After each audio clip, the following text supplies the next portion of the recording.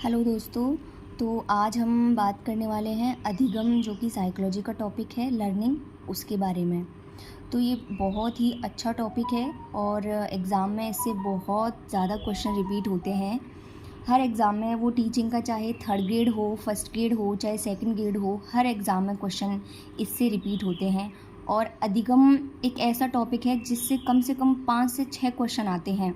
अधिगम के सिद्धांत हैं, इसकी डेफिनेशन है, इसके सोपान हैं, इसके रिज़ल्ट हैं, इसकी जो विशेषताएं हैं।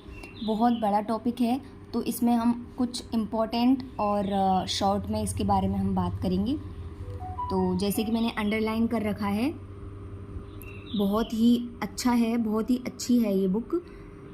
यहाँ पर जैसे अधिगम का अर्थ दिया हुआ है, आप देख सकते हैं। और सबसे जो इम्पोर्टेंट है यहाँ पे वो है अधिगम के सोपान। आप अगर डेफिनेशन याद नहीं कर सकते, परिभाषाएं, तो कोई बात नहीं है, मैं आपको कुछ इम्पोर्टेंट परिभाषाएं बताऊंगी, बस वो याद हो जाएं तो वही रिपीट होती हैं परिभाषाएं। लेकिन अधिगम के जो सोपान हैं, इनसे हर बार हर एग्ज़ाम में, टीचिंग के हर एग्ज़ाम में एक ना एक क्वेश्चन ज़रूर आता है। तो आप देख सकते हैं अधिगम के जो स्टेप है, उनमें सबसे इम्पॉर्टेंट जो स्टेप है वो है नीड, आवश्यकता। मतलब कोई भी इंसान अगर कुछ सीखता है तो या तो उसको आवश्यकता होती है किसी चीज़ की, या वो किसी चीज़ से मोटिवेटेड होता है, अभिप्रेरित होता है, उसके बाद ही वो सीखता है। कहते हैं कि इंसान अनुभव और अभ्यास के द्वारा सीखता है। तो वही इसमें है कि अगर इसमें क्वेश्चन आए कि अधिगम का सबसे जो पहला सोपान है वो क्या है, तो वो है आवश्यकता। जब इंसान को भूख लगती है तो उसको खाने की आवश्यकता होती है, तो वो सीखता है कि खाना कैसे खाना है। तो वही चीज़ है। उसके पश्चात कोई भी आवश्यकता है तो इंसान एक लक्ष्य बनाता है, उस लक्ष्य को प्राप्त करने के लिए छोटे छोटे गोल या छोटे छोटे उद्देश्य बनाता है। तो हम जो भी गोल या उद्देश्य बनाते हैं तो उसमें बहुत सारी प्रॉब्लम्स आती हैं, बहुत सारे बैरियर्स आते हैं, मतलब तो उनके प्रति हम बहुत तत्परता, रेडीनेस दिखाते हैं। मतलब जो भी परेशानियां, कठिनाइयां आती हैं, उनको दूर करने के लिए हम रेडी रहते हैं हमेशा।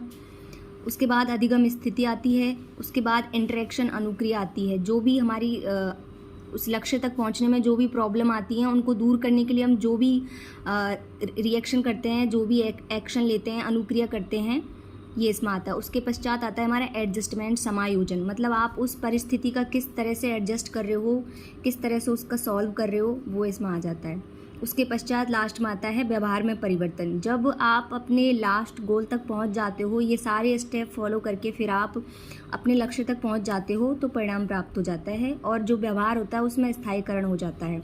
अधिगम का जो मेन जो अर्थ होता है वो होता है व्यवहार में स्थायी परिवर्तन।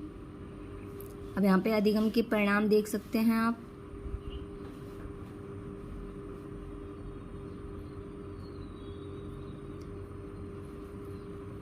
अब यहाँ पे डेफिनेशन है, इनमें डेफिनेशन बहुत सारी हैं, लेकिन इसमें 2-3 डेफिनेशन इम्पॉर्टेंट हैं जो हर बार एग्ज़ाम में रिपीट होती हैं। जैसे एक क्रो एंड क्रो की है, गेट्स की है, और अपन देख सकते हैं इधर IP पावलाव की है।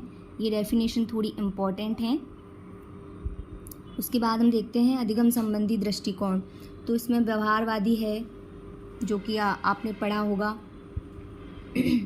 अधिगम व्यवहार के आधार पर होता है। इसमें प्राकृतिक चीज़ों को और व्यवहार को और उनको महत्व दिया जाता है। गेस्टाल्टवादी जो थे, इसमें अधिगम के लिए सबसे इम्पोर्टेंट सूझबूझ और ज्ञान और दिमाग, मानसिक प्रक्रियाओं को दिया जाता है। तो ये आप देख सकते हैं। अब सबसे इम्पॉर्टेंट जो टॉपिक इसमें आता है वो है अधिगम की विशेषताएं।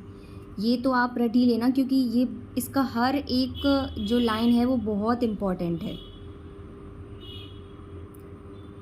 हर एक पॉइंट इसके हर एक पॉइंट से क्वेश्चन आ रखा है प्रीवियस ईयर के एग्जाम्स, अगर आपने देखे हो तो।